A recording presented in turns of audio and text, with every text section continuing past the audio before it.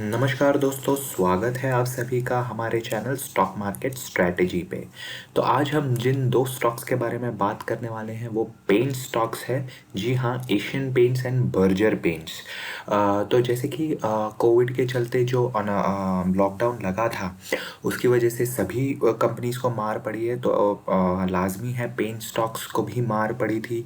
और जैसे जैसे अभी अनलॉक हुआ है और जैसे जैसे अभी कंजम्पशन बढ़ रहा है, उसको मद्देनज़र रखते हुए पेंट स्टॉक्स भी काफ़ी पेंट कंपनियां भी काफ़ी अच्छा करने की उम्मीद हम रख सकते हैं इस क्वार्टर में भी।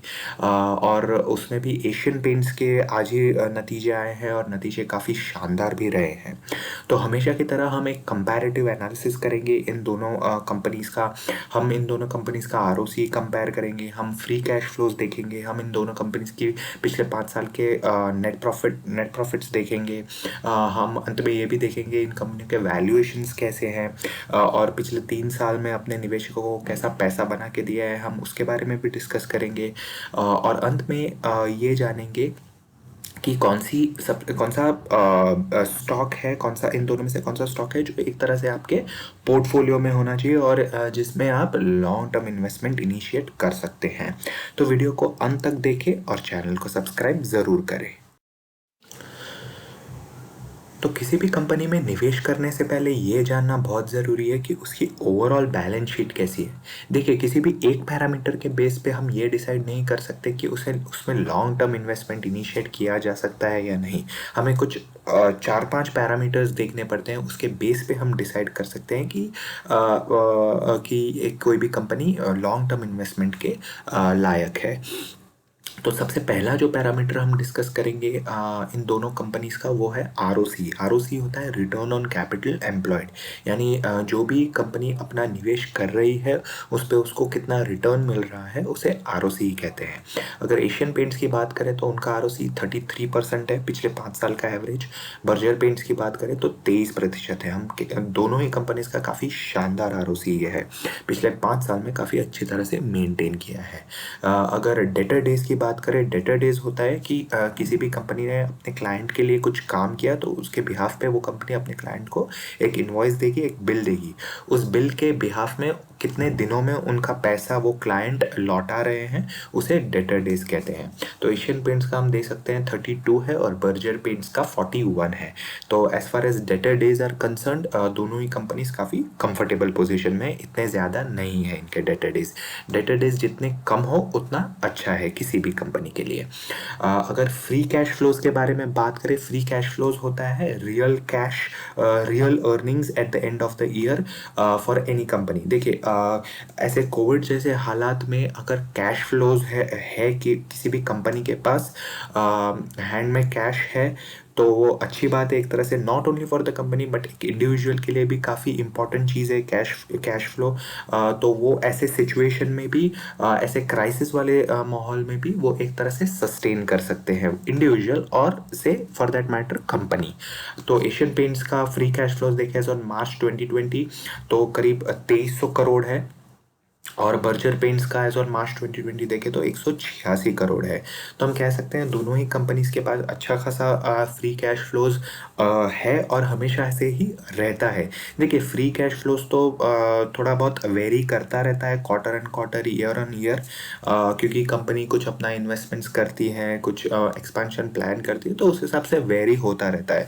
बट इन दोनों कंपनियों का हमेशा से ही काफ़ी अच्छा फ्री कैश फ्लोज रहा है। अगर पिछले 5 साल का एवरेज नेट प्रॉफिट देखे CAGR इन दोनों कंपनीज का, तो एशियन पेंट्स का 17% है और बर्जर पेंट्स का 12% है। तो आप देख सकते हैं कि पिछले 5 साल के एवरेज में काफ़ी बेहतरीन तरीके से अपना नेट प्रॉफिट भी इन दोनों ही कंपनियों ने मेंटेन किया है, एक तरह से हम कह सकते हैं सस्टेन किया है।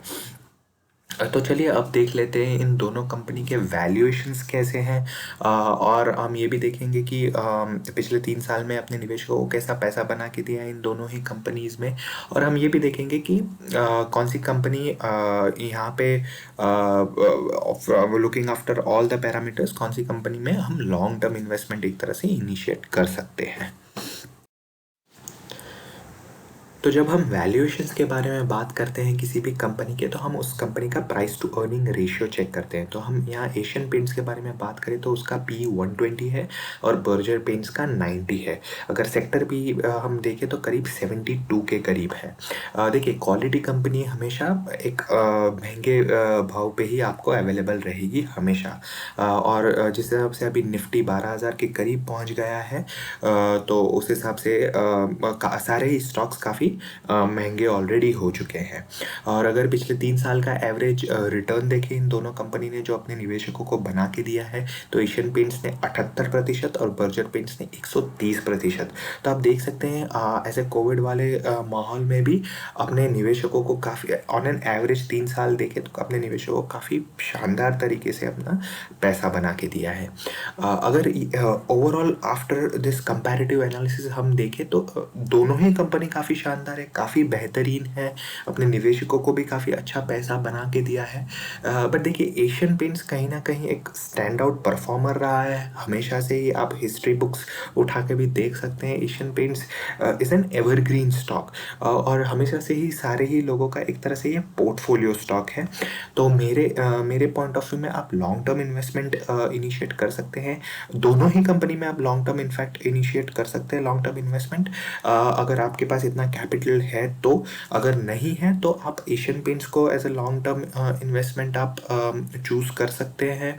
अब मैं ये नहीं बोल रहा हूँ कि अभी देखिए इसके नतीजे भी आए हैं, नतीजे काफ़ी शानदार रहे, सीक्वेंशियल बेसिस पे तो रहे ही हैं, बट ईयर ऑन ईयर भी काफ़ी शानदार रहे हैं।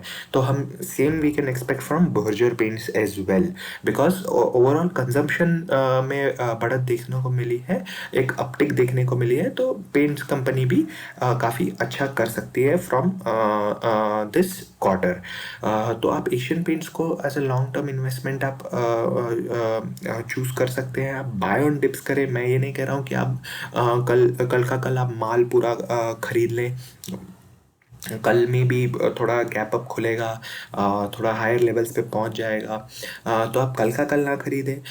अगर मार्केट में कोई किसी भी वजह से फॉर अनसर्टन अनफोर्सीन रीजंस कोई करेक्शन आती है, तो आप बाय ऑन डिप्स करें, पूरा माल एक साथ ना खरीदें।